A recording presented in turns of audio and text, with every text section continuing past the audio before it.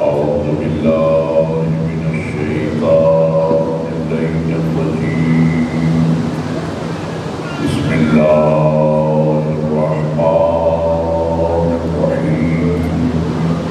الحمد لله الذي هدانا لهذا وما كنا لنهتدي لولا أن هدانا الله.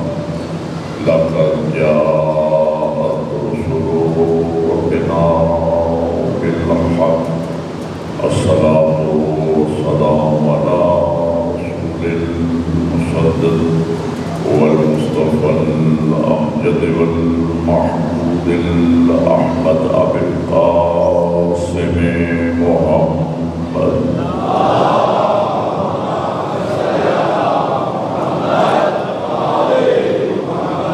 وآله الطيبين الطاهرين المعصومين. أما بعد فقد قال الله تبارك وتعالى في كتابه الأعلى.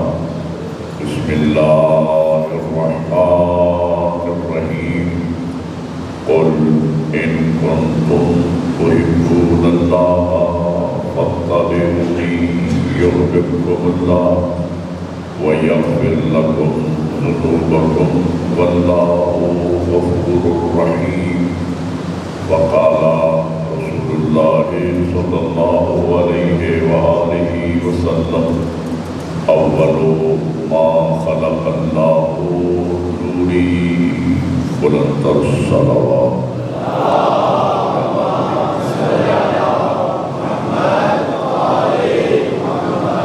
خالق کائنات کی لامتنا ہی حمد و ثنا اور ذوات مقدسہ و طاہرہ حضرات محمد والے محمد پر لاکھوں اور کروڑوں درود و سلام کے بعد میرے لیے یہ مقام سعادت ہے کہ اس مرکز میں آپ حضرات سے پہلی زیارت اور ملاقات صادقین کے جشن کے موقع پہ ہو رہی ہے۔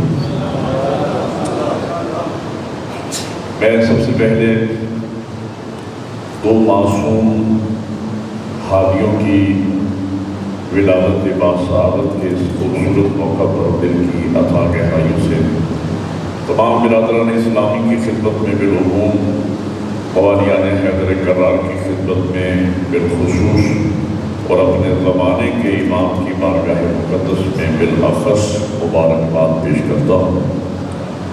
17 ربیع الاول ہماری زندگی کا وہ خوبصورت ترین دن ہوتا ہے کہ جس دن ہم دنیا کے سارے غم بھلا کر صرف اور صرف خوشیاں مناتے ہیں۔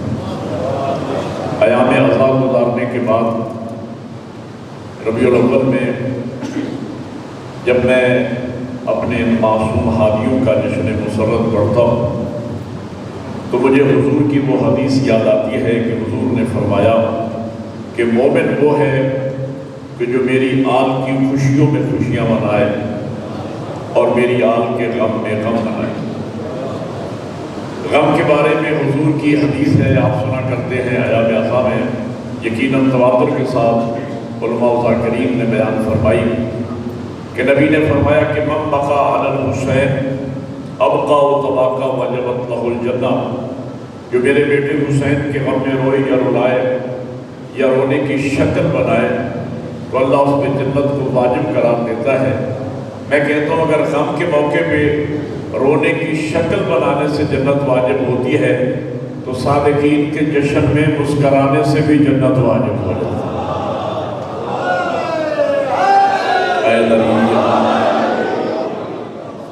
جہاں غم اہل بیت ہمارے لیے عبادت ہے، وہاں اہل بیت کی خوشیوں میں خوشیاں منانا بھی ہماری عبادت ہے۔ خوش نصیب ہیں اے قوالیان حیدر کرار کہ اللہ نے آپ کو ایسے ہادی عطا فرمائے ہیں کہ جن کی خوشیوں میں مسکرانا بھی اس کی عبادت ہے۔ اور پھر ہماری خوش نصیبی یہ ہے کہ یہ تاریخ 17 ربیع الاول ہمیں ایسی راس آئی ہے کہ ہمیں نبی بھی صادق ملا، امام بھی صادق ملا۔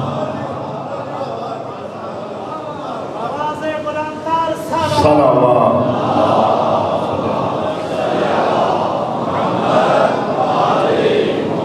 اور جب بھی میں اپنے کسی بھی معصوم ہادی کا جشن ولادت پڑھتا ہوں تو اس احساس فخر کے ساتھ کہ ادیان عالم میں دنیا کے مکاتب ہائے فکر میں یہ مکتب اہل بیت ہی کا تمہارا امتیاز ہے کہ فقط ہم ہی اپنے پیشواؤں کا جشن ولادت منا سکتے ہیں۔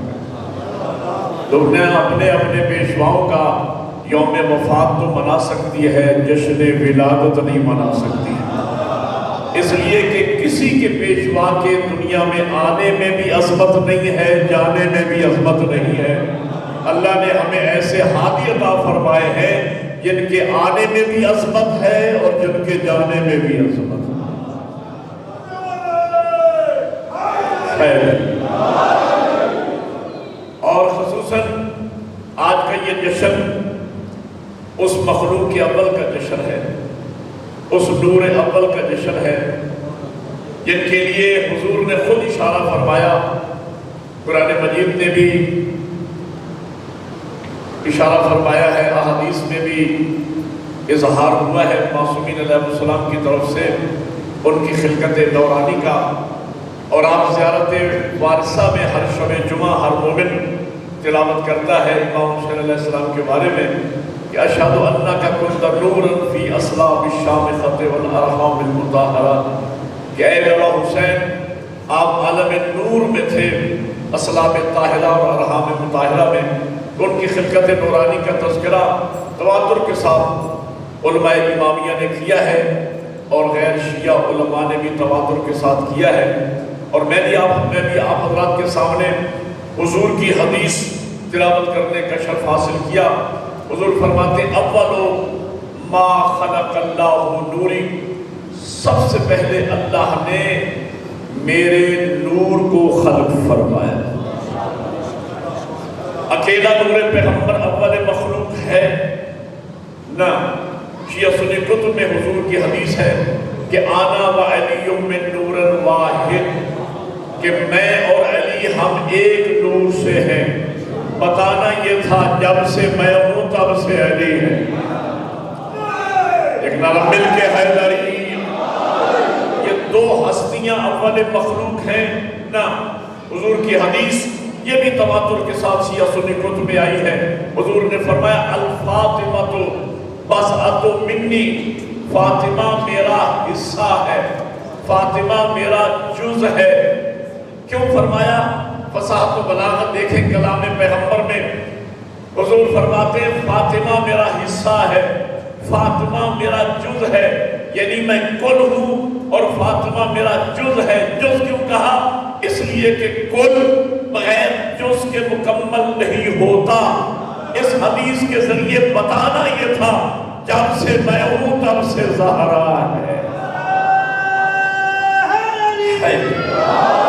یہ تین ہستیاں فقط اول مخلوق ہیں نہ۔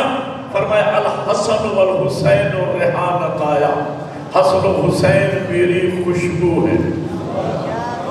کیا فصاحت و بلاغت ہے، خدا گواہ ہے۔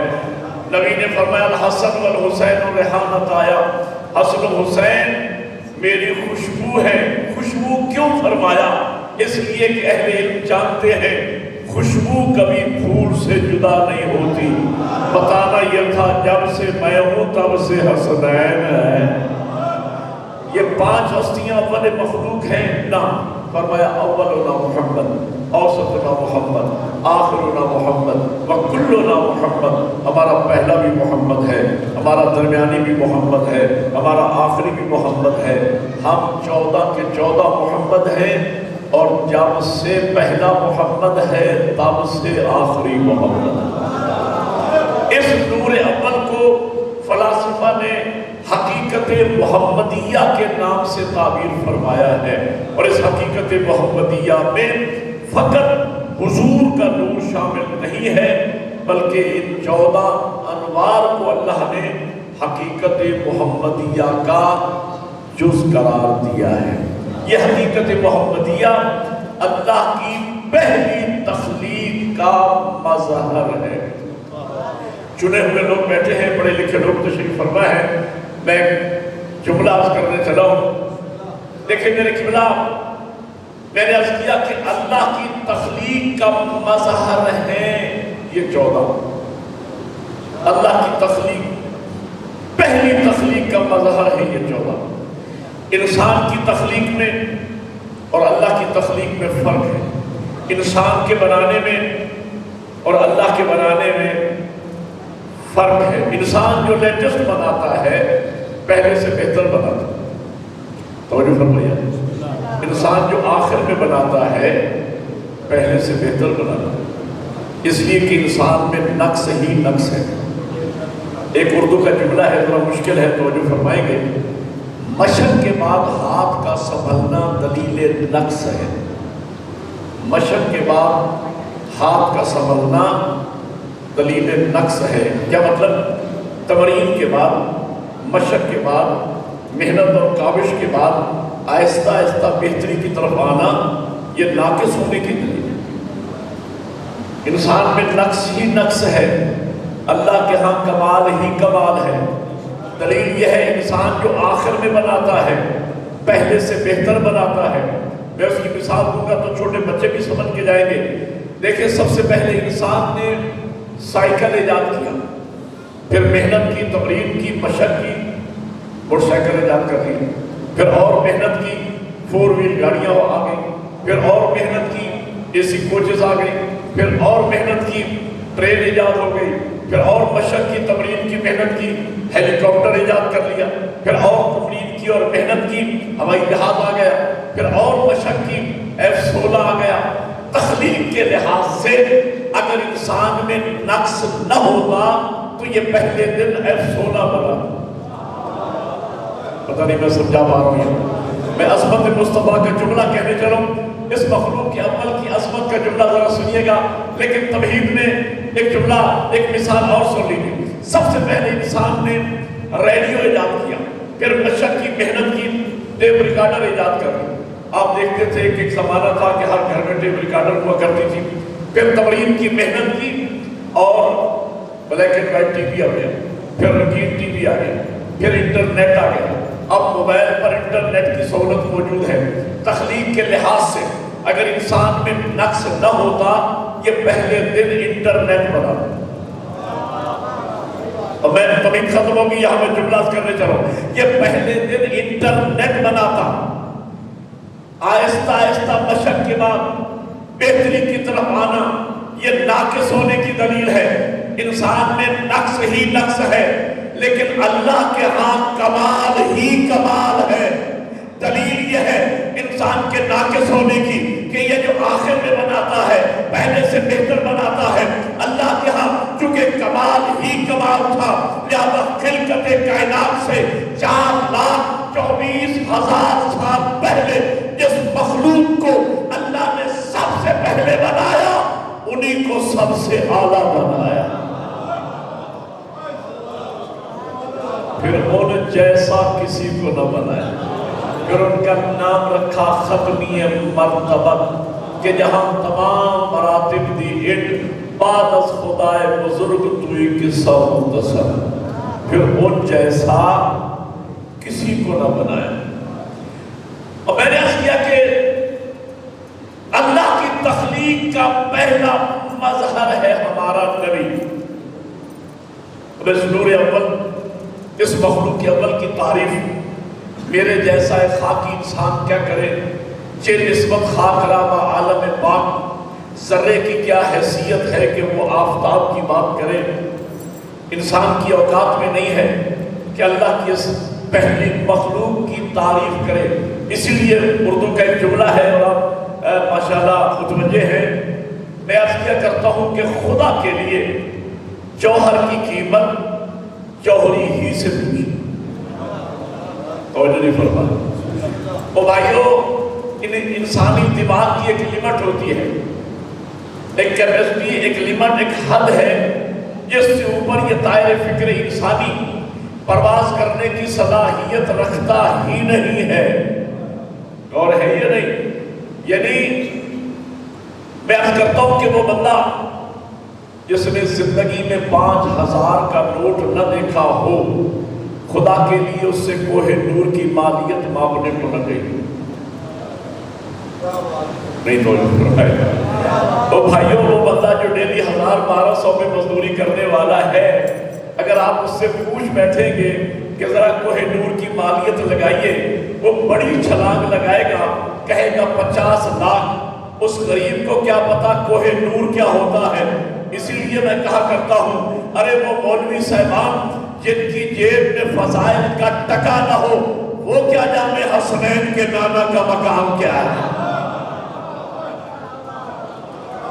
اسی لیے میں نے عرض کیا، جوہر کی قیمت جوہری ہی سے پوچھئے۔ میرے نبی کی کم از کم تعریف یہ ہے جس کی شان میں قرآن قصیدہ ہے، اللہ صدا خان۔ اگر آپ توجہ کریں تو میں اللہ کا لکھا ہوا قصیدہ آپ کو سنانا چاہتا ہوں۔ میرے نبی کی کم از کم تعریف یہ ہے جس کی شان میں قرآن قصیدہ ہے، اللہ صدا خان ہے، جس کا چہرہ و شمس و ضحاہا ہے، جس کی زلفیں واللیل اذا یغشا ہے، جس کی زبان ما ینطق عن الہوا ہے، جس کا سینہ علم نشرح لک صدرک کا مصداق ہے، جس کا دل نزلہ علی قلب کے تحت اصل قرآن ہے، جس کی اطاعت میں یطع رسولہ فقط عطا اللہ کے تحت اللہ کی اطاعت ہے، جس کی مشیت ما تشاءون الا ان یشاء اللہ کے تحت اللہ کی مشیت ہے، جس کا سفر سبحان الذی اسری بعبدہ لیلا من المسجد الحرام الی المسجد الاقصی ہے، اور جس کی انتہائی سفر تنافت اللہ وکان قاب قوسین او ادنی ہے، اور جس کی حقیقت قد جاءکم من اللہ ہے، نور و کتاب مبین ہے، اور جس کا مکمل وجود وما ارسلناک الا رحمۃ للعالمین۔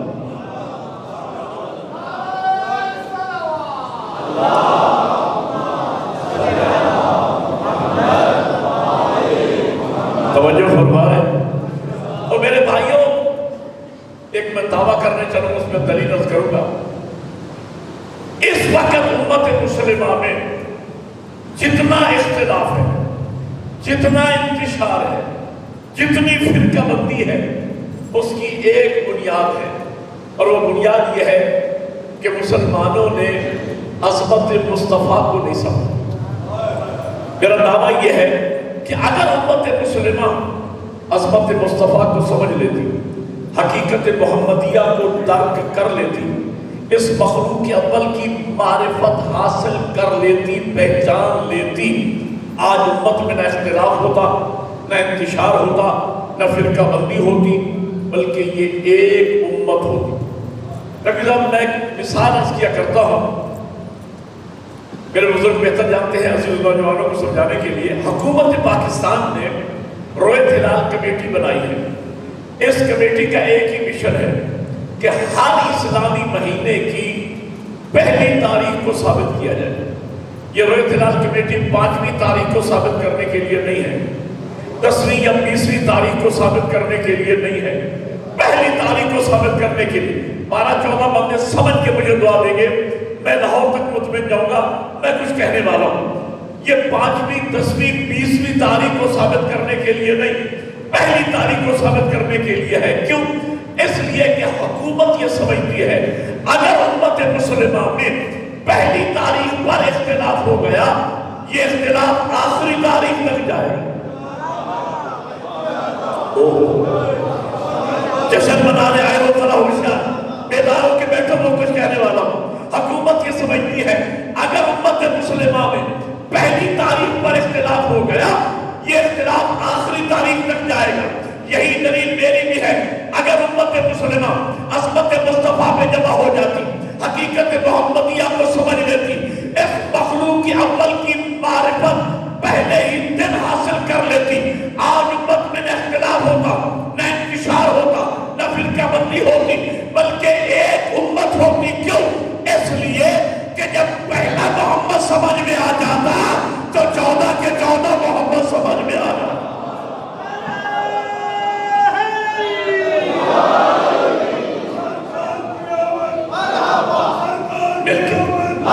سارے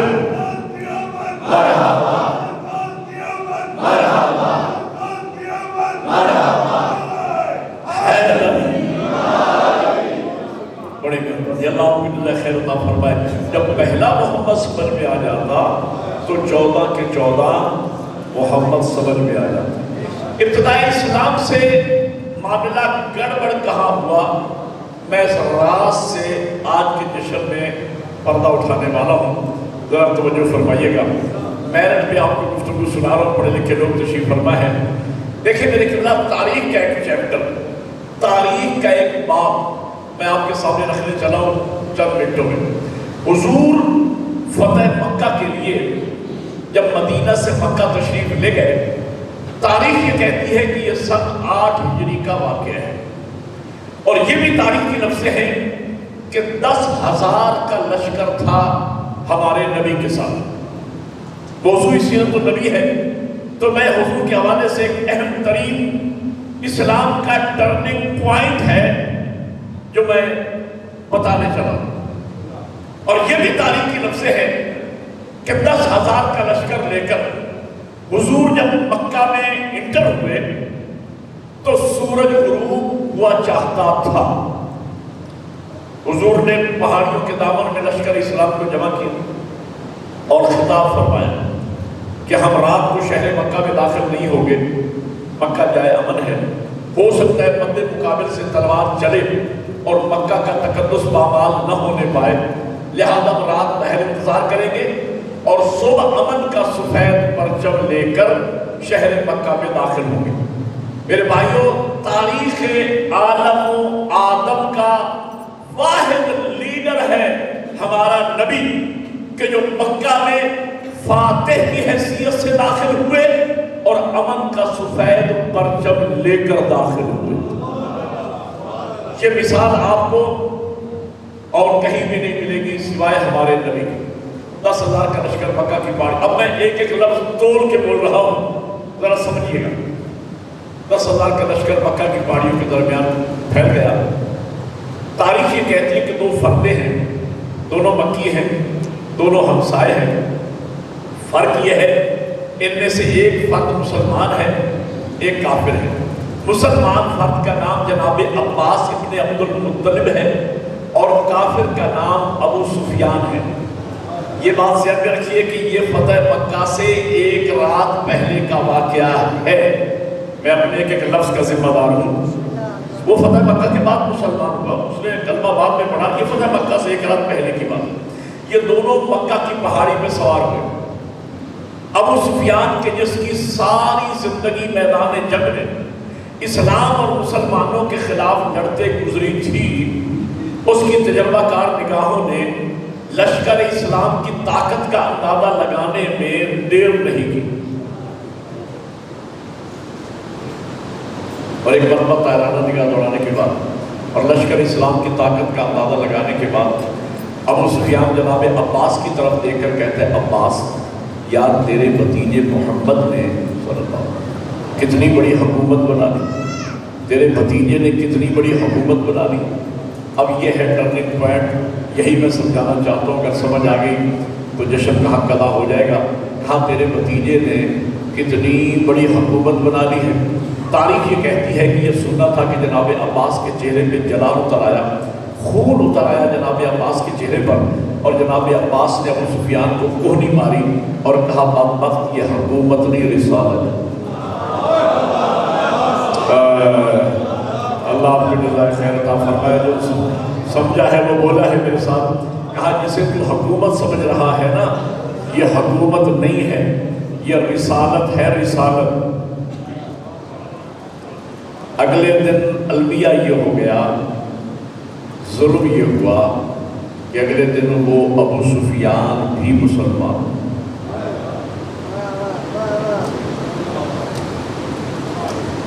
اور تاریخ یہ کہتی ہے یزید کی دادی ہندا جس نے میدان احد میں حضرت حمزہ کا جگر چبایا تھا، وہ بھی مسلمان ہو گئی۔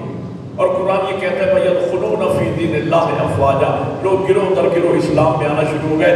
میں اتنی گفتگو کا نتیجہ آپ کی خوبصورت ذوق سماعت کی نظر کرنا چاہتا ہوں۔ گویا پہلے ہی دن سے 2 نظریے مسلمانوں میں پیدا ہو گئے، ایک نظریہ رسالت رکھنے والے مسلمان، ایک نظریہ حکومت رکھنے والے مسلمان۔ پتہ نہیں میں سمجھا پا رہا ہوں یا نہیں سمجھا پا رہا. یعنی جو بڑی مہربانی بزرگوں سلامت رہے. حیدر علی اللہ صحت و سلامتی کے ساتھ آپ کو طول عمر عطا فرمایا، اپنے حوصلہ افزائی فرمائی ہے. بات میں نے بڑی مشکل کی ہے لیکن اکثریت مجمع نے میرا ساتھ نہیں دیا، بزرگوں نے ساتھ دیا ہے. اللہ انہیں سلامت رکھے. میں دوبارہ جملہ کہنے چلا ہوں. تو نظریے جو رات کو کہہ رہا تھا یہ حکومت ہے، اگلے دن مسلمان ہو جاتا ہے. تو نظریے مسلمانوں میں آ گئے. ایک نظریہ حکومت رکھنے والے مسلمان، ایک نظریہ رسالت رکھنے والے مسلمان. یہ دونوں قسم کے مسلمان ساتھ ساتھ چلتے رہے. کربلا میں آ کے بطول کے بیٹے نے انہیں ایکسپوز کر دیا. کربلا میں سیدہ کے لال نے پردے اٹھا دیے. کربلا میں نواز رسول نے دودھ کا دودھ اور پانی کا پانی کر دیا. حق و باطل کے درمیان دیوار کھڑی کر دی. اب سمجھو گے تو بولو گے میرے ساتھ. سب سے بڑا پیغام میدان کربلا میں نواز رسول نے یہ دیا کہ یاد رکھنا مسلمان ایک طرح کے نہیں ہوتے، مسلمان دو طرح کے ہوتے ہیں. اس لیے کہ اذان یزید کی طرف بھی آ رہی تھی، اذان حسین کی طرف بھی آ رہی تھی، نماز یزید کی طرف بھی پڑھی جا رہی تھی، نماز امام حسین کی طرف بھی پڑھی جا رہی تھی، تلاوت قرآن یزید کی طرف بھی تھی، تلاوت قرآن امام حسین کی طرف بھی تھی. جمعہ یزید کی طرف بھی قائم ہو رہا تھا، جمعہ امام حسین کی طرف بھی قائم ہو رہا تھا. ان دونوں مسلمانوں میں فرق یہ تھا، یزید حکومتی اسلام کا نمائندہ تھا کہ ابو سفیان کا پوتا تھا، حسین رسالتی اسلام کا نمائندہ تھا کہ محمد کا نواسا. بہت شکریہ، جزاک اللہ، جزاک اللہ.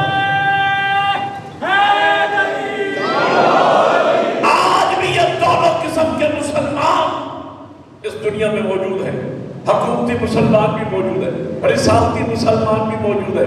ہمیں کیسے پتا چلے کون حکومتی مسلمان ہے، کون رسالتی مسلمان ہے؟ اب اللہ نے احسان عظیم یہ کیا کہ ہر سال عاشور کو درمیان میں رکھ دیا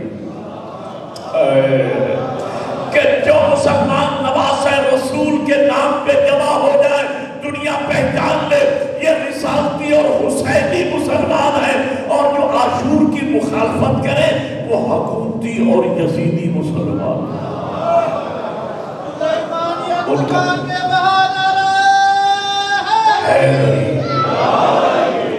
کہنا یہ چاہ رہا تھا کہ ابتدائی اسلام سے مسلمانوں کی اکثریت مسلمان ہوئی تھی نظریہ حکومت کے تحت. زیادہ بنو امیہ اور بنو عباس کے بادشاہوں کی توجہات رہی اپنی حکومتوں کی طرف.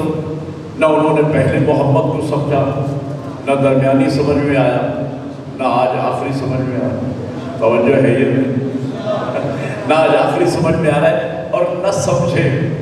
دلیل یہ ہے، آپ جب سنیں گے اور سنا کرتے ہیں نبی کی تاریخ بیان ہوتی ہے، سلام اس پر کہ جس کے گھر نہ سونا تھا نہ چاندی تھا، نہ اوڑھنا تھا نہ بچھونا تھا، نہ بستر تھا نہ بوری تھا، پر نالے کا پانی گھر میں بہتا تھا. الٹریٹ کے معنی میرے نبی کو بھی کہتے ہیں کہ نبی ان پڑھ تھے، نہ لکھنا جانتے تھے نہ پڑھنا جانتے تھے. علامہ سیدی صاحب جملہ کا جملہ مجھے یاد آ رہا ہے. وہ فرمایا کرتے تھے کہ لکھنا پڑھنا نہیں جانتے تھے تو جب کاغذ قلم مانگ رہے تھے تو دے دیتے.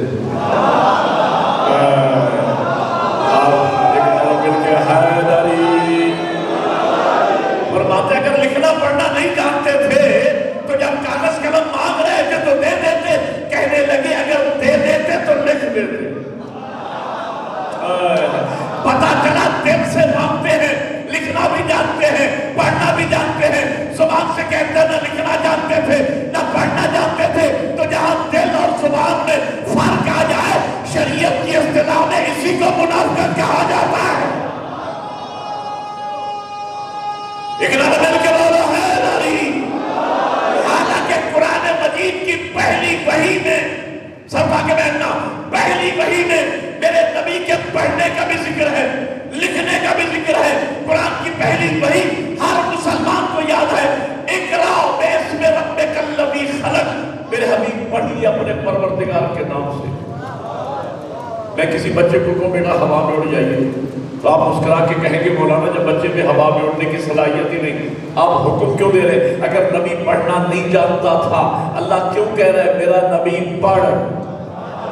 پتہ چلا پڑھا کے بھیجا تھا۔ اور قرآن کی اسی وحی میں میرے نبی کے لکھنے کا بھی ذکر ہے، علم بالقلم، ہم نے محبوب کو قلم کے ساتھ لکھنا سکھایا۔ تو قرآن کی پہلی وحی میں میرے نبی کے پڑھنے کا بھی ذکر ہے، لکھنے کا بھی ذکر ہے۔ لوگ مصر ہیں، نہ پڑھنا جانتے تھے نہ لکھنا جانتے تھے، تو مجھے کہنے دیجئے وہ مسلمان جو قرآن کی پہلی وحی پہ ایمان نہ لائے، وہ نبی کی آخری تحریر میں کیا ایمان لائیں گے؟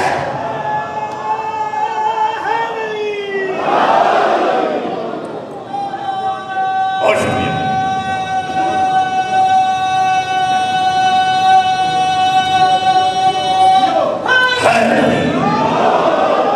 آپ نے محبت کا اظہار فرمایا ہے۔ میں آج یعنی المیہ یہ ہے، آج کے ترقی یافتہ دور میں مسلم اسکالرز کی ایک جمعیت ایسی ہے جو یہ عقیدہ رکھتی ہے کہ ہمارے نبی نہ لکھنا جانتے تھے نہ پڑھنا جانتے تھے۔ امی کا معنی ان پڑھ کیا۔ عربی وہ فصیح و بلیغ زبان ہے کہ جہاں ایک ایک حرف کے 17 یوز ہیں، 17 معانی ہیں۔ امی کا ایک معنی ان پڑھ ہے، لیکن قرآن مجید میں اللہ نے لفظ امی اپنے محبوب کی شان میں استعمال کیا ہے۔ امی کا لفظ امی کا نبی کی شان میں آنا دلیل ہے کہ اس سے مراد ان پڑھ نہیں ہے۔ امی کا ایک معنی ہے بنیاد۔ اگر اس فاؤنڈیشن نہ ہو، اس عمارت کی بنیاد نہ ہو تو عمارت نہ ہو۔ لولا کا لما خلقت الافلاک، حبیب اگر آپ نہ ہوتے کائنات ہی نہ ہوتی۔ تو چونکہ وجہ تخلیق کائنات ہے لہذا امی کہا گیا۔ امی کا ایک معنی ماں ہے، ماں ہوتی ہے ذریعہ خلقت، ماں نہ ہو تو اولاد نہ ہو۔ میرے حبیب اگر آپ نہ ہوتے کائنات ہی خلق نہ ہوتی۔ اور امی کا ایک معنی مکہ کا نام ہے ام القرآ، چھوٹی چھوٹی بستیوں کا مجموعہ۔ تو چونکہ حضور مکی تھے لہذا امی کہے گئے۔ امی کا معنی ان پڑھ نہیں ہے۔ میں بات کو سمجھانے چلا ہوں، بزرگ بہتر جانتے عزیز نوجوانوں کو، حضور کے حوالے سے ایک بات کہنے چلا ہوں۔ امی کا معنی یہاں ان پڑھ نہیں ہے، امی کا معنی بنیاد ہے، امی کا معنی وجہ تخلیق کائنات ہے۔ اچھا یہ نظریہ آیا کہاں سے کہ نبی نہ لکھنا جانتے تھے نہ پڑھنا جانتے تھے؟ یہ نظریہ آیا یہاں سے کہ جب حضور لباس بشری میں اس مادی دنیا میں تشریف لائے، جناب آمنہ کی گود کی زینت بنے، اور جب میرے نبی کا بچپن تھا تو اس دور کے بوڑھے بوڑھے عرب اپنی آنکھوں سے یہ منظر دیکھنا چاہتے تھے کہ ہم دیکھتے کہ نبی کے دائیں بازو میں ایک بستہ لٹکا ہوتا، سامنے والی جیب میں 2-4 قلم لگے ہوتے۔ کبھی ہم دیکھتے کہ بچپن میں مسلمانوں کے جو نبی بعد میں ہوئے بچپن میں فلاں دیوار کے سائے میں کسی بوڑھے عرب کے پاس بیٹھے سیکھ رہے ہیں، لکھ رہے ہیں۔ کبھی ہم دیکھتے کہ فلاں درخت کے سائے میں بیٹھ کے سیکھ رہے ہیں، پڑھ رہے ہیں۔ اور جب وہ اظہار نبوت فرماتے تو وہ تصدیق کرتے کہ واقعی مسلمانوں کے جو نبی ہوئے ہیں یہ پڑھے لکھے ہیں، ہم نے خود پڑھتے لکھتے ان کو دیکھا۔ تو ان بوڑھے عرب نے یہ منظر نہیں دیکھا، لہذا 40 سال کی زہری عمر مبارک میں جب حضور نے اظہار نبوت کیا، نبی تو وہ آدم سے بھی پہلے کے تھے۔ او بھائی حدیث ہے نبی کی، کنت نبی آدم بین الماء والطین، میں اس وقت بھی منصب نبوت پر فائز تھا جب ابھی آدم آب و گل میں تھے، ہے یا نہیں؟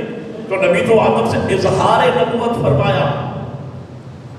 تو بوڑھے بوڑھے عرب نے یہ پروپیگنڈا کرنا شروع کر دیا کہ صاحب یہ جو مسلمانوں کے نبی ہوئے ہیں نا یہ ان پڑھ ہیں، اور دلیل یہ لا کے رکھ دی کہ اگر پڑھے لکھے ہوتے تو کہیں نہ کہیں کسی نہ کسی مقام پر کسی نہ کسی عرب کے پاس تو بیٹھتے، ہم نے ان کو لکھنا پڑھنا سیکھ رہے ہوتے اور ہم یہ منظر دیکھتے۔ تو چونکہ ان بوڑھے عرب نے نہیں دیکھا لہذا انہوں نے یہ پروپیگنڈا کرنا شروع کر دیا، اور اس امت نے آنکھیں بند کر کے مان لیا۔ اور یہ بڑی پرانی ریت ہے جو کسی نے کہہ دیا سارے کو صبح، اور جو فرما رہی ہے کالی کملی والے نے فرمایا کہ کالے کپڑے پہننا حرام ہے، سارے کو سبحان اللہ، سب نے کہہ لیا سبحان اللہ۔ ایک عقل کے اندھے نے نہ سوچا جس کی اپنی کملی کالی ہے وہ کیوں کہے گا کالے کپڑے پہننا، توجہ ہے یا نہیں؟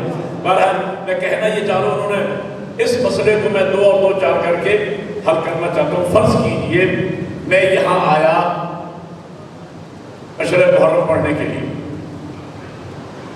گھبرا تو نہیں کہ میں مثال دوں، میں عشر محرم پڑھنے کے لیے، ابھی میں نے دوسری سے تیسری مجلس پڑھی تھی کہ یہاں راولپنڈی میں پورے بحریہ میں پروپیگنڈا شروع ہو گیا کہ صاحب یہ جو بقیت اللہ علا خانے کے مومنین نے جو مولانا بلائے ہیں نا یہ ان پڑھ ہیں، اور دلیل یہ لا کے رکھ دی کہ ہم نے پورے راولپنڈی ڈویژن کے تمام تعلیمی اداروں کا ریکارڈ چھان مارا ہے، ہمیں تو آپ کے مولانا ضمیر نقوی کا کہیں نام ہی نظر نہیں۔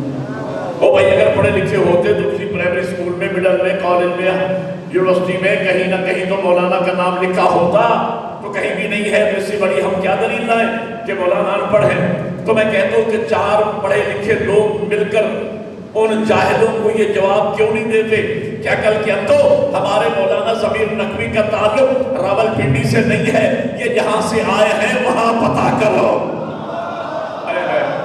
بڑی مہربانی اللہ آپ کو جزائے خیر عطا فرمائے، یہ جہاں سے آئے ہیں وہاں پتہ کر کے آؤ کہ پڑھے ہوئے ہیں یا نہیں۔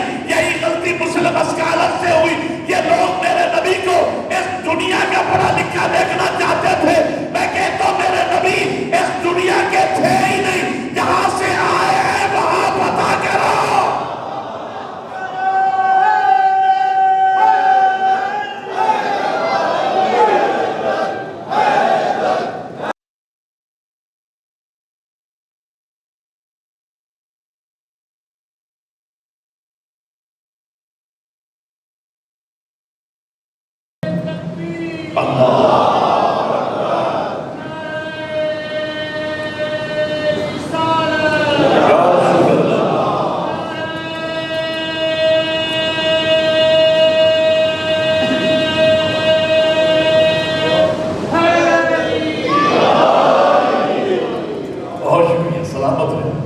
بہت خوبصورت طریقے سے آپ نے سماعت فرمایا میرے قبلہ، جہاں سے میرے نبی، جس نے میرے نبی کو بھیجا، مرسل بنا کے بھیجا، وہاں پتہ کرو کہ پڑھے ہیں یا نہیں۔ البتہ پتہ کرنے کے لیے چلنی میں چلے نہ جانا، آپ میرے کا مسکرانا بھی عبادت ہے آج کی رات، اس لیے کہ جاؤ گے تو واپس نہیں آ پاؤ گے۔ نبی صاحب میں بات کہنے چلوں، ہم میں اور 14 میں یہی فرق ہے، ہم جاتے ہیں تو واپس نہیں آ پاتے، وہ کعبہ کا حسین سے ہو کے آ جاتے۔ یہی بیٹھے بٹھائے پوچھو پروردگار تیرا ایک نمائندہ اس دنیا میں آیا ہے جس کا دعویٰ ہے کہ میں پڑھا لکھا ہوں، تو مالک آپ نے اسے پڑھایا، تو اللہ نے اپنے محبوب کا علمی سرٹیفکیٹ قرآن میں لکھ کے بھیج دیا، کیا علمک ما لم تکن تعلم، علمک، ہم نے تمہیں سب کچھ پڑھا دیا، ما لم تکن تعلم، جو تو نہیں جانتا تھا، ہم نے سب کچھ پڑھا دیا۔ اچھا ایک میں بات کہوں اور پھر تھوڑا سا جشن کی طرف آپ کو لے کے جاؤں، ایک سوال کا جواب آپ نے مجھے دینا ہے، مجھے بتائیں حضور کا سب سے بڑا معجزہ قرآن ہے، قرآن میرے نبی کا معجزہ ہے، میرے سوال کا جواب دیجئے، یہ قرآن مجید میرے نبی امت کو پڑھانے کے لیے لائے یا امت میں بانٹنے کے لیے لائے؟ بولو یار، فرض کیجئے میں لاہور سے نکلا تو کسی مومن مولائی نے، مخیر آدمی نے میری گاڑی میں 8-10 بنڈل کتابوں کے رکھ دیے، کتابیں تھی انگلش میں فضائل اہل بیت، اور فرض کیجئے میں انگلش پڑھا ہوا نہیں تھا اور ان کا حکم تھا کہ آپ جا رہے ہیں تو وہاں مومنین میں بحریہ ڈون میں یہ کتابیں تقسیم کروا دیجیے گا، تو میرا کام تھا بانٹنا، میں نے بانٹ دی، اب میری ذمہ داری نہیں کہ اس میں کیا لکھا ہے۔ اب میں مثال دے رہا ہوں تصویر کا دوسرا رخ، اگر یہاں راولپنڈی میں ایز اے لیکچرار میرا تقرر کیا جائے کسی سبجیکٹ کو پڑھانے کے لیے، فزکس، کیمسٹری، بایولوجی، تو جو مجھے تقرر کر رہا ہے، جو میرا تقرر کر رہا ہے، اخلاقاً قانوناً اس پہ لازم ہے کہ میری کوالیفیکیشن کو چیک کرے کہ جس کتاب کو پڑھانے کے لیے مولانا کو مقرر کر رہے ہیں، اس کتاب کے پڑھانے کی صلاحیت ان میں ہے یا نہیں، اور میرے پاس منیمم اتنا نالج ہونا چاہیے جتنا نالج اس کتاب میں ہے جس کو پڑھانے کے لیے مجھے مقرر کیا جا رہا ہے۔ ابھی آپ نے فرمایا کہ میرے نبی امت میں قرآن بانٹنے نہیں لائے، قرآن خود اعلان کر رہا ہے وَيُعَلِّمُهُمُ الْكِتَابَ وَالْحِكْمَةَ، میرا نبی کتاب و حکمت کی تعلیم دینے آیا ہے، میرا نبی قرآن پڑھانے آیا ہے، تو میرے نبی کے پاس منیمم اتنا نالج ضرور ہونا چاہیے جتنا نالج اور جتنا علم قرآن میں ہے۔ قرآن میں کتنا علم ہے؟ قرآن نے آواز دی لا رطب ولا یابس الا فی کتاب مبین، مجھ میں ہر خشک و تر کا ذکر ہے، تبیان لکل شیء، مجھ میں ہر شے کا بیان ہے، لیسا کمثلہ شیء، ذات توحید وہ ہے جس پر شے کا اطلاق نہیں ہوتا، باقی جو کچھ بھی ہے وہ شے ہے، اور اس کا ذکر قرآن میں ہے، علم ما کان، علم ما یکون، جو کچھ گزر چکا، جو کچھ قیامت تک ہونے والا ہے، ہر شے کا علم قرآن میں ہے، اور میرا نبی عالم قرآن ہے۔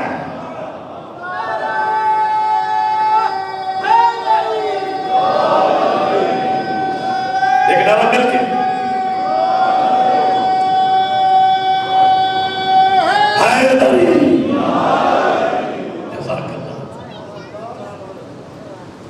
اچھا ایک بات اور سنیے، دیکھیں میں دو اصول بیان کرنے چلا ہوں۔ اگر کسی کا معیار علم پرکھنا ہو کہ کون کتنا عالم ہے تو اس کے دو اصول، پرنسپل اصول آپ کو بتا رہا ہوں۔ ان میں سے ایک فارمولہ تو یہ ہے کہ یا تو کسی کا معیار علم پرکھا جاتا ہے اس کے استاد کی وجہ سے، یا معیار علم کا اندازہ ہوتا ہے اس کے شاگرد کی وجہ سے۔ میں مثال دوں گا تو چھوٹے بچے بھی سمجھیں گے، بزرگ تو بہتر جانتے ہیں۔ اگر کوئی یہاں بزرگ آ جائیں، قریب 100 سال ان کی عمر ہو، اور وہ آ کے کہیں کہ مولانا میں براہ راست علامہ اقبال کا شاگرد ہوں، تو میں تقریر روک کے ان کا احترام کروں گا، آپ بھی تعظیم کریں گے، اس لیے کہ علامہ اقبال کا شاگرد ہونا کوئی معمولی بات تو نہیں ہے۔ تو شاگرد عزت پا گیا استاد کی وجہ سے، جب استاد اتنا عظیم ہے تو شاگرد بھی تو با کمال ہوگا۔ میں کچھ کہنے والا ہوں، توجہ فرمائیے گا، بہت شکریہ۔ دوسری مثال، کبھی استاد عزت پاتا ہے شاگرد کی وجہ سے، استاد کا معیار علم پرکھا جاتا ہے شاگرد کی وجہ سے۔ اس کی بھی میں مثال عرض کروں، مرزا تبیر علم ادب کے بہت بڑے آفتاب کا نام ہے، مرزا تبیر، ان کے استاد تھے جن کا نام تھا میر ضمیر، توجہ ہے، لیکن شاگرد کا نام استاد کے بعد اتنا اب ہو گیا کہ تاریخ میں جب بھی میر ضمیر کا نام لکھا گیا آگے بریکٹ میں لکھا گیا استاد تبیر۔ پتہ نہیں میں سمجھا پا رہا ہوں یا نہیں؟ استاد تبیر، اب استاد عزت پا گیا شاگرد کی وجہ سے، کہ جب شاگرد اتنا عظیم ہے تو استاد بھی کیا عظیم ہوگا۔ تو معیار یہ ہے، کبھی کسی کا معیار علم پرکھا جاتا ہے استاد کی وجہ سے، کبھی شاگرد کی وجہ سے۔ اگر دنیا میرے نبی کے معیار علم کو دیکھنا چاہتی ہے، میں اپنے نبی کے ایک استاد کی کتاب کا نام لوں گا، ایک شاگرد کی کتاب کا نام لوں گا۔ میرے نبی کے استاد کی کتاب کا نام قرآن ہے، شاگرد کی کتاب کا نام نہج البلاغہ۔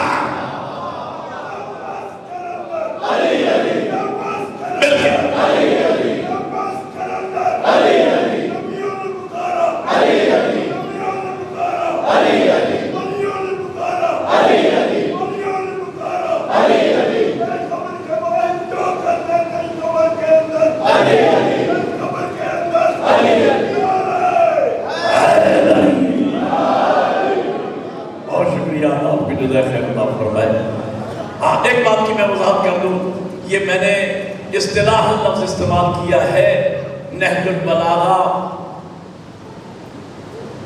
نہج البلاغہ علی کی لکھی ہوئی کتاب کا نام نہیں۔ نبی اور امام کتابیں تصنیف نہیں فرماتے تھے، اور اس کا ریزن یہ ہے اگر وہ کتابیں تصانیف کرتے تو ان کے خلاف لوگ پروپیگنڈا کر سکتے تھے کہ ان کے پاس اتنا ہی نالج ہے جتنا کتابوں میں آ گیا۔ وہ کتابیں تصنیف نہیں کرتے تھے، اہل بیت انسان تصنیف کرتے تھے۔ نبی کی تصنیف کا نام سلیمان ہے، علی کی تصنیف کو مقداد کہتے ہیں، حسین کی تصنیف کا نام ہور ہے۔ وہ انسان تصنیف کرتے تھے۔ نہج البلاغہ علی کی لکھی ہوئی کتاب کا نام نہیں، بلکہ علامہ رضی کے کشکول کا نام نہج البلاغہ۔ بڑی مہربانی اللہ پر ہے۔ علی کے علم کے سمندر سے چند جواہر پارے جو علامہ رضی نے اپنے کشکول میں جمع کر لیے، اس کشکول کا نام رکھ دیا نہج البلاغہ، ورنہ علی علم کا وہ سمندر ہے کہ جس سے نہج البلاغہ جیسی لاکھوں کتابیں لکھی جا سکتی ہیں۔ تو میں کہنا یہ چاہ رہا ہوں، کیونکہ مجھے اب امام کا بھی ذکر کرنا ہے چند لفظوں میں، تو میں کہنا یہ چاہ رہا ہوں مسلمانوں کی اکثریت پہلے ہی دن سے مسلمان ہوئی تھی نظریہ حکومت کے تحت۔ نہ انہوں نے پہلے محمد کو سمجھا، نہ درمیانی سمجھ میں آیا، نہ آج آخری سمجھ میں آ رہا ہے۔ ہم نے مکتب اہل بیت کی بنیاد عشق مصطفیٰ پہ رکھی ہے۔ خدا گواہ ہے، ہم جنہیں مانتے ہیں مصطفیٰ کی وجہ سے مانتے ہیں، جنہیں نہیں مانتے مصطفیٰ کی وجہ سے نہیں۔ لوگ یہ کہتے ہیں شیعہ فقط اہل بیت کو مانتے ہیں، خدا گواہ ہے میری بات ریکارڈ ہو رہی ہے، ہم شیعہ اہل بیت کو نہیں مانتے، ہم صرف مانتے مصطفیٰ کو ہے۔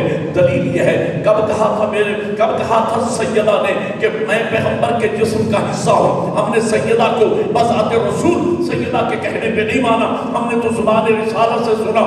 نبی نے فرمایا الفاطمہ تو بضعۃ منی، کب کہا تھا حسنین شریفین نے کہ ہم دونوں بھائی جوانان جنت کے سردار ہیں۔ ہم نے حسن و حسین کو جوانان جنت کے سردار حسنین کے کہنے پہ نہیں مانا، ہم نے تو زبان رسالت سے سنا۔ نبی نے فرمایا الحسن والحسین سیدا شباب اہل الجنہ، اور کب کہا تھا میرے مولا علی نے جس کا محمد مولا ہے اس کا میں علی مولا ہوں۔ ہم نے علی کو مولا علی کے کہنے پہ نہیں مانا، ہم نے تو مقام قدیر پر بلادوں کا ممبر بنا کے علی کا بازو پکڑ کے نبی کو کہتے سنا۔ حضور نے فرمایا من کنت مولا ہو فہذا علی اللہ۔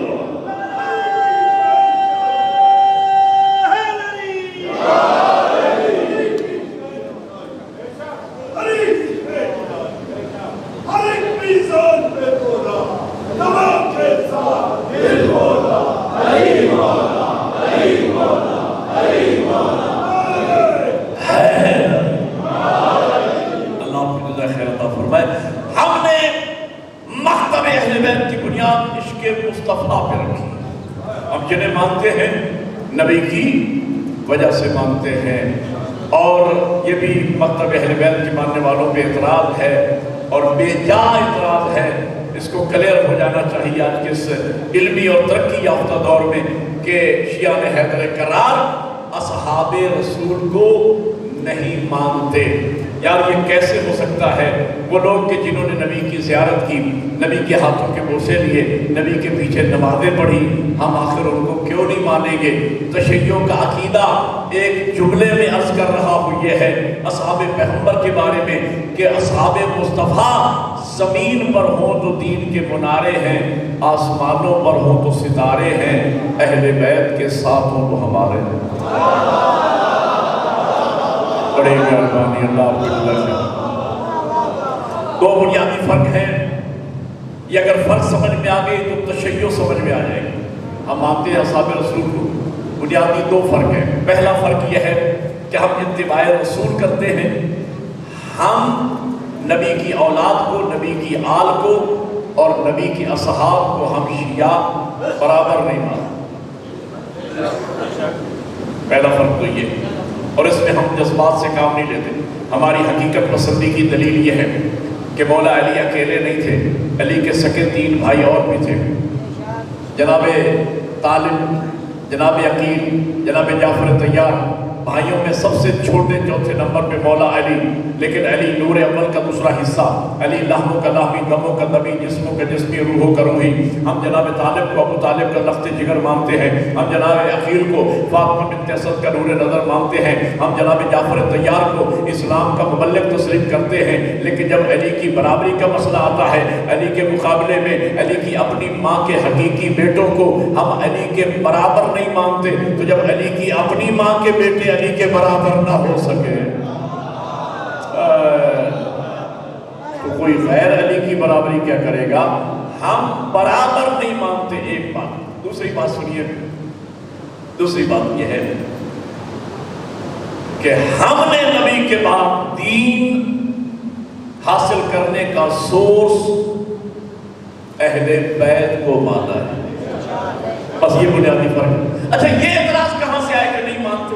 اس سے بھی، اس راز سے بھی پردہ اٹھا دو۔ یہ اعتراض یہاں سے آیا کہ آپ لوگ ہمیں دین کا مسئلہ پوچھنے کے لیے کبھی کسی صحابی رسول کے دروازے پہ کھڑے نظر نہیں آئے، تو ہم نے نتیجہ نکالا کہ شاید آپ ان کو مانتے نہیں ہیں۔ وہ میرے بھائیوں، ماننا الگ بات ہے، احترام کرنا الگ بات ہے، مسئلہ پوچھنا الگ بات ہے۔ میں یہاں مجلس پڑھنے کے لیے، جشن پڑھنے کے لیے آیا، ایک نوجوان مسئلہ پوچھ رہا تھا، 10-12 بندے بیٹھے ہوئے تھے، اس کے گلے پڑ گئے، بڑا گستاخ آدمی ہے تو، 90 سال کا بوڑھا باپ تیرا گھر میں موجود ہے، اس سے مسئلہ نہیں پوچھتا، مولانا سے پوچھتا ہے، مولانا تو ان کے مقابلے میں جوان آدمی ہے۔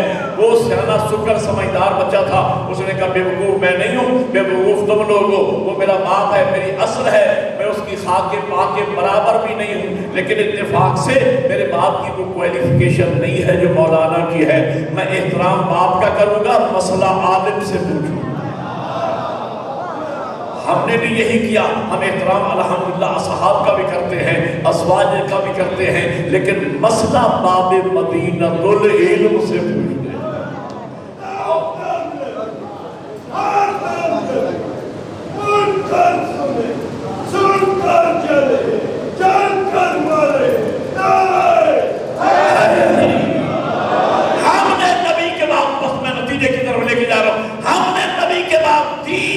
حاصل کیا اہل بیت کے ذریعے، باقی لوگوں نے اصحاب سے دین لیا، ہم نے اہل بیت سے۔ دلیل یہ ہے کہ وہاں سیاستہ میں 89 احادیث اصحاب رسول سے ہیں۔ میری کتب اربعہ میں جا کے پڑھ لیں جو بیس ہے مکتب اہل بیت کا، وہاں آپ کو ہر حدیث معصوم سے ملے گی۔ کالا امیر المومنین، کالا الحسن، کالا الحسین، کالا باقر، کالا جعفر۔ اگر کوئی کہے کہ ہم بھی اہل بیت کو مانتے ہیں، حالانکہ اہل بیت کو بھی ماننے کا حکم نہیں، اہل بیت کو ہی ماننے کا حکم ہے، لیکن اگر کوئی کہے کہ ہم بھی اہل بیت کو مانتے ہیں، اس دعوے کے باطل ہونے کی دلیل یہ ہے کہ علی اہل بیت کی وہ فرد کامل ہے کہ جنہوں نے خانہ کعبہ میں آنکھیں کھولی نبی کی گود میں، نبی نے آنکھیں بند کی علی کی گود میں۔ وہ علی جو گھر میں نبی کے ساتھ، مسجد میں نبی کے ساتھ، میدان میں نبی کے ساتھ، مولا امیر فرماتے ہیں میں ان کے پیچھے پیچھے یوں چلا کرتا تھا جیسے اٹھنی کا بچہ ماں کے پیچھے پیچھے چلا کرتا ہے۔ اس باب مدینۃ العلم سے مسلمانوں نے سیاستہ میں گنتی کی چند حدیثیں لی ہیں، اور حضرت ابو ہریرہ رضی اللہ تعالیٰ عنہ جو فتح مکہ 8 ہجری کے بعد مسلمان ہوا، جسے صرف 1.5 یا پونے 2 سال نبی کی صحبت میں رہنا نصیب ہوا، اس سے 1000 احادیث لی گئی ہیں۔ میں کہنا یہ چاہتا ہوں ہم نے نبی کے بعد دین اہل بیت سے لیا، اور ہم نے اصحاب رسول سے محبت کا اظہار کیا، اس لیے کہ ہم نے تاریخ میں پڑھا کہ جب بھی کسی صحابی رسول کے پاس کوئی مشکل مسئلہ آتا تھا، وہ پکڑ کے دروازہ اہل بیت پہ لے آتے تھے۔ ہم نے ایک صحابی رسول کا بیان سنا، اکیلونی اکیلونی، مجھے چھوڑ دو مجھے چھوڑ دو، وہ اس سے کیا پوچھتے ہو جبکہ تمہارے درمیان علی جیسا عالم موجود ہے۔ اور ایک صحابی رسول کو ہم نے یہ کہتے سنا کہ لولا علی لہلک فلاں، اگر علی نہ ہوتے تو میں ہلاک ہو جاتا۔ ایک تو ہم نے یہ کہتے سنا کہ پروردگار مجھے اس دن کے لیے زندہ نہ رکھنا کہ مجھ سے کوئی مشکل مسئلہ پوچھے اور مسئلہ حل کرنے کے لیے علی موجود نہ ہو۔ تو جب ہم نے اصحاب کی سیرت یہ دیکھی کہ جب بھی ان کے پاس کوئی مسئلہ پوچھنے آیا انہوں نے ہاتھ سے پکڑا، دروازہ علی پہ لے کے آئے، ہم نے یہی کام کیا کہ ہم ڈائریکٹ علی کے دروازے پہ چلے گئے، اور آج بھی ہم دروازہ رسول پہ کھڑے ہوئے ہیں۔ کیوں؟ اس لیے کہ یہ واحد مکتبہ فکر ہے کہ جو ہم اپنے آپ کو جعفری کہتے ہیں۔ آپ کے چھٹے امام کی بھی ولادت کا دن ہے آج۔ صادقین، جشن صادقین کا مطلب کیا ہے؟ دو سچوں کا جشن، حالانکہ یہ 14 کے 14 صادق ہیں۔ وہ بھائیو، انہی کے لیے قرآن میں اللہ فرما رہا ہے یا ایھا الذین آمنوا اتقوا اللہ وکونوا مع الصادقین، اے ایمان والو اللہ سے تقوی اختیار کرو اور صادقین کے ساتھ ہو جاؤ۔ صادقین جمع کی لفظ ہیں، اب جمع 3 یا 3 سے زیادہ پہ بولی جاتی ہے، اب وہ 5 بھی ہو سکتے ہیں، 12 بھی ہو سکتے ہیں، 14 بھی ہو سکتے ہیں، بولو یار۔ او بھائی، لفظوں کے بدلنے سے کلام کا معنی و مفہوم بدل جاتا ہے۔ میں کہوں کسی کے بارے میں فلاں بندہ سچا ہے، اس کا معنی اور ہے۔ اگر آیت اللہ حافظ ریاض سے نجفی صاحب فرمائیں کہ فلاں بندہ سچا ہے، اس کا معنی اور ہے۔ اگر آغا رہبر کہہ دے کہ سچا ہے، اس کا معنی اور ہے۔ اگر امام معصوم کہہ دے کہ وہ سچا ہے، اس کا معنی اور ہے۔ اگر اللہ کہہ دے یہ سچے ہیں، اس کا معنی اور یہ سارے صادقین ہیں، یہ سارے سچے ہیں۔ لیکن ظرف زبان کے اعتبار سے جس ہستی کو جس صفت کے اظہار کا زیادہ موقع ملا تو القاب اس لحاظ سے بنتے گئے۔ نانا نے مشرکین سے اپنے آپ کو صادق منوایا اور نواسے نے منافقین سے اپنے آپ کو صادق منوایا۔ میرے حیدری، میرے چھٹے امام کا زمانہ وہ تھا، لوگ سوال کرتے ہیں کہ آپ تو 12 امام کے ماننے والے ہیں، لیکن آپ کا مکتب ایک امام کے نام کے ساتھ منسوب کیوں ہو گیا؟ اس لیے کہ باقی ائمہ میں سے کسی امام کو اس قدر موقع نہ مل سکا دین کی خدمت کا جو موقع میرے چھٹے امام کو ملا۔ اس لیے کہ بنو امیہ کی حکومت سوال پذیر تھی اور بنو عباس حکومت میں آنا چاہتے تھے یا آیا چاہتے تھے، اور یہ دونوں باطل قوتیں آپس میں لڑنے میں لگی ہوئی تھی، اور میرے چھٹے امام کو موقع مل گیا دین مبین کی خدمت کا۔ اور میں چیلنج کے ساتھ میری بات ریکارڈ ہو رہی ہے کہہ رہا ہوں، آج کے ترقی یافتہ دور میں بھی میرا چیلنج ہے، آج بھی دنیا میں کوئی ایسی یونیورسٹی نہیں ہے جو میرے مولا صادق کی یونیورسٹی کا مقابلہ کر سکے۔ اس لیے کہ میرے مولا صادق کی یونیورسٹی میں ایک وقت میں 4000 شاگرد تھے میرے چھٹے امام کے، جو امام سے قصب فیض کرتے تھے، اور 50 مختلف علوم میں متعدد زبانوں میں امام سے قصب فیض کرتے تھے، اور ایک دن میں اللہ اکبر، ایک دن میں 1000 سوالوں کے جواب میرے صادق مولا دیا کرتے تھے، اور 35 سال یہ یونیورسٹی قائم رہی۔ اور یہ میرا چیلنج ہے، جا کے پڑھ لیجئے، ان 35 سالوں میں روزانہ کی بنیاد پہ ہزاروں سوالوں کے جواب، لیکن زندگی میں ایک موقع نہیں آیا کہ میرے صادق مولا نے لا ادری کہا ہو، یہ کہا ہو کہ میں نہیں جانتا، بلکہ جب بھی کسی نے سوال کیا فوراً میرے مولا نے جواب دیا۔ شان وہی دادا والی ہے، دعویٰ بھی وہی دادا والا ہے۔ میرے مولا صاحب کا بھی یہ دعویٰ تھا، اس الماس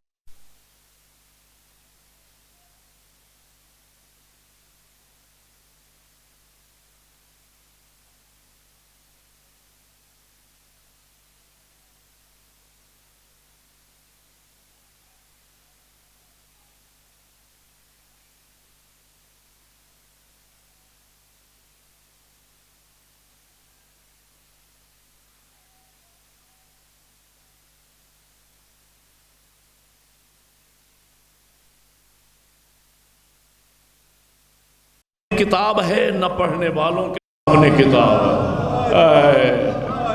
اللہ آپ کو جزائے خیر عطا فرمائے۔ اور اس قدر خدمت کی مکتب اسلام کی میرے چھٹے امام نے کہ پورا مکتب اسلام امام کے نام کے ساتھ منسوب ہو گیا۔ یہ جعفری مکتب یعنی محمدی مکتب یعنی علوی مکتب یعنی حسینی مکتب امام کے نام کے ساتھ منسوب ہو گیا۔ اور آج یہ واحد مکتبہ فکر ہے جو ہم اپنے آپ کو جعفری کہتے ہیں، گھنٹہ ہوا ہونے والا ہے بلکہ ہو چکا ہے۔ اور میں آخری چند باتیں عرض کرنے چلوں اور آپ کی زحمت کو تمام کرنے چلوں تاکہ میرے مولا کا ذکر بھی آ جائے۔ یہ واحد مکتبہ فکر ہے، مکتب تشیع، مکتب اہل بیت، کہ جو ہم اپنے آپ کو جعفری کہتے ہیں۔ کس نسبت سے؟ بولو، آپ جعفری کہتے ہیں اپنے آپ کو، جنہیں فخر ہے وہ تو بولے یار، فقط آپ ہی کو فخر نہیں ہے۔ آقا خمینی رحمت اللہ علیہ کا وصیت نامہ رہبر عظیم الشان سید علی خامنائی نے پڑھ کے سنایا، جس وصیت نامے کا جملہ یہ تھا کہ مجھے اس بات پہ ناز ہے کہ میرا مکتب مکتب جعفری ہے۔ توجہ فرما رہے؟ تو ہم جعفری کہلاتے ہیں۔ کس نسبت سے؟ امام جعفر صادق علیہ السلام۔ امام جعفر صادق علیہ السلام کون تھے؟ میں بڑی بات کہنے چلوں، بات تاریخی ہو تو نعرہ بھی تاریخی لگا دینا اور میں آپ کے لیے دعا کر دوں گا۔ ہم امام جعفر صادق علیہ السلام کی نسبت سے جعفری کہلاتے ہیں۔ امام جعفر صادق علیہ السلام کون تھے؟ امام محمد باقر علیہ السلام کے فرزند تھے۔ امام محمد باقر علیہ السلام کون تھے؟ امام علی زین العابدین علیہ السلام کے فرزند تھے۔ امام علی زین العابدین علیہ السلام کون تھے؟ امام حسین علیہ السلام کے فرزند تھے۔ امام حسین علیہ السلام کون تھے؟ امام حسن کے بھائی تھے، مولا علی کے فرزند تھے۔ مولا علی کون تھے؟ نبی کے چچا زاد بھائی بھی تھے، نبی کے داماد بھی تھے، خاتون جنت کے شوہر بھی تھے، جوانان جنت کے سرداروں کے باپ بھی تھے۔ تو مسلمانوں، ہم نے نبی کے بعد دین اس دروازے سے لیا ہے جس دروازے سے نبی نکلتے تھے، اسی دروازے سے علی نکلے۔ بات مکمل ہونے کے بعد آپ نے نعرہ لگانا ہے، لیکن مل کے لگانا ہے۔ میں کہنا یہ چاہ رہا ہوں، ہم اپنے آپ کو جعفری کہتے ہیں، امام جعفر صادق علیہ السلام کی نسبت تھے۔ ہم نے اس دروازے سے دین لیا جس دروازے سے نبی نکلتے تھے، اسی دروازے سے علی نکلے، اسی دروازے سے حسن نکلے، اسی دروازے سے حسین نکلے، اسی دروازے سے زین العابدین نکلے، اسی دروازے سے محمد باقر نکلے، اسی دروازے سے جعفر صادق نکلے۔ تو مسلمانوں، ہم نے نبی کے بعد نہ گھر بدلا ہے نہ در بدلا ہے۔ اب مل کے بولو سارے بلند کر کے، ہاں ہے داری۔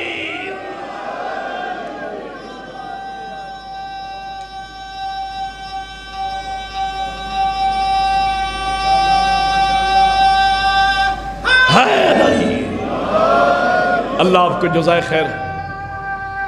حیدری خوش نصیب ہے اے مکتب اہل بیت کے ماننے والو، آپ خوش نصیب ہیں۔ نبی ملا وہ صادق، امام ملا وہ صادق۔ خوش نصیب ہے ہمیں، صادق نبی بھی نصیب ہوا اور صادق امام بھی نصیب ہوا، اور ہمارے 12 امام، 12 کے 12 صادق۔ توجہ ہے یا نہیں؟ میں نے ابھی عرض کیا، ایک جملہ آپ کی محبت کو دیکھ کے اضافہ کر رہا ہوں۔ او بھائیو، یہ صادقین ہیں جن کے لیے اللہ قرآن میں فرما رہا ہے، اے ایمان والو، اللہ سے تقوی اختیار کرو اور سچوں کے ساتھ ہو جاؤ۔ اور وہ میں نے عرض کیا 5 بھی ہو سکتے ہیں، 12 بھی ہو سکتے ہیں، 14 بھی ہو سکتے ہیں۔ اللہ نے ان کو کہا صادق۔ او بھائیو، ہم صادق کسے کہتے ہیں؟ ہم نے دیکھا ایک بندے نے 2-4 مرتبہ جو بھی بات کہی وہ سچی نکلی، ہم نے کہا بندہ سچا ہے، لیکن ہمیں یہ نہیں معلوم کہ وہ جو وعدہ کرتا ہے اسے بھی پورا کرتا ہے یا نہیں۔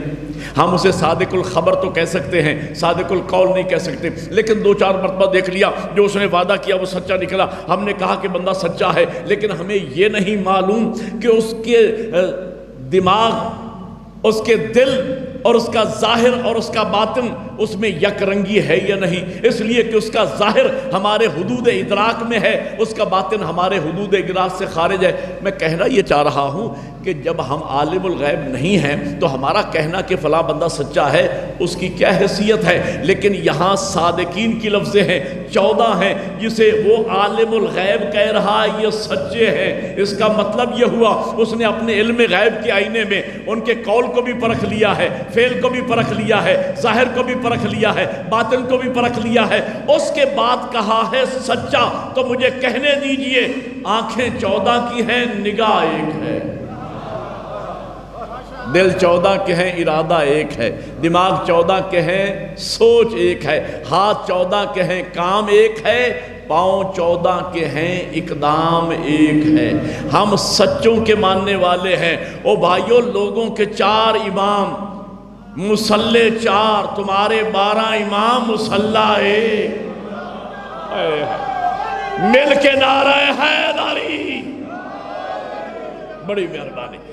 ابھی آپ کی محبت کو دیکھ کے 2 جملے کہتا ہوں، پھر یہ بے شک نعرہ لگائیے گا جو میں کہنے چلوں۔ 2 منٹ کی اور زحمت۔ ہمارے امام 12 ہیں، 12 کے 12 صادق، 12 کے 12 سچے۔ جو پہلے نے کہا وہی درمیانی نے کہا وہی آخری نے کہا۔ یہی وجہ ہے ہمارے امام 12 ہیں۔ او بھائیو، نبی نے فرمایا میرے بعد میری امت کے 73 فرقے ہو جائیں گے۔ امت نبی کی ہوتی ہے، فرقہ امام کا ہوتا ہے۔ جتنے فرقے اتنے امام، جتنے امام اتنے فرقے، ہر فرقے کا الگ امام، ہر امام کا الگ فرقہ۔ خوش نصیبی آپ کی، امام 12 فرقہ ایک،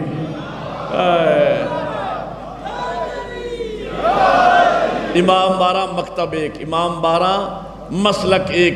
اس لیے کہ 12 کے 12 صادق، 12 کے 12 سچے۔ جو پہلے نے کہا وہی درمیانی نے کہا وہی آخری نے کہا۔ سچوں کو ماننے کا فائدہ کیا ہے؟ ایک سچے پیشوا کی طاقت، دو جملوں کے فاصلے پہ میں رہ گیا۔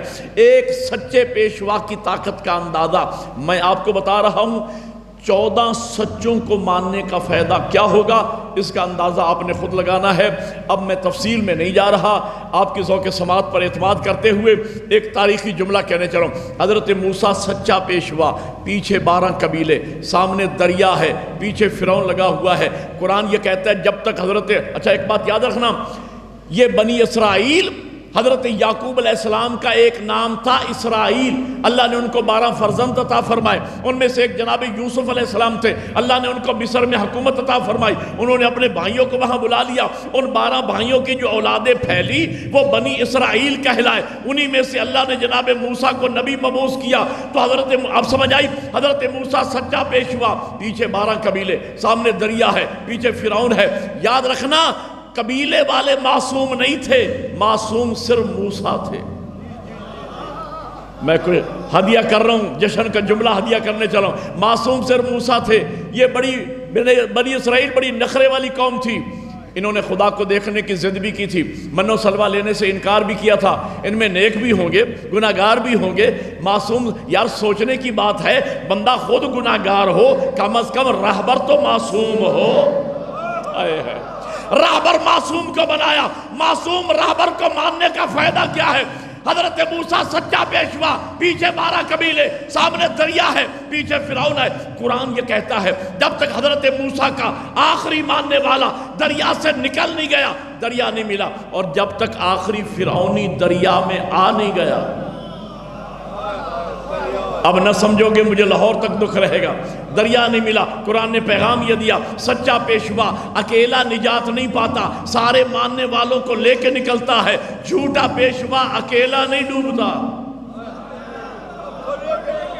سارے جھوٹوں کو لے کے ڈوبتا ہے۔ اب امام زمن کے ماننے والے منتظرین امام بیٹھے اسے اٹھانا۔ آج لوگ مجھ سے پوچھتے ہیں ارے آپ کا 12واں امام ابھی تک کیوں نہیں آیا؟ آپ کا دعویٰ ہے ہمارا 12واں امام آئے گا، دشمنان اہل بیت، دشمنان سیدہ، دشمنان عزاداری سے آ کے انتقام لے گا، ابھی تک کیوں نہیں آیا؟ میں کہتا ہوں میرا 12واں انتظار میں ہے۔ آخری حسینی بھی پیدا ہو لے، آخری یزیدی بھی آ جائے، نکلے تو سب نکلے، ڈوبے تو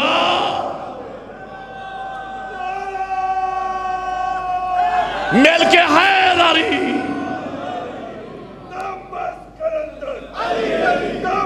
مل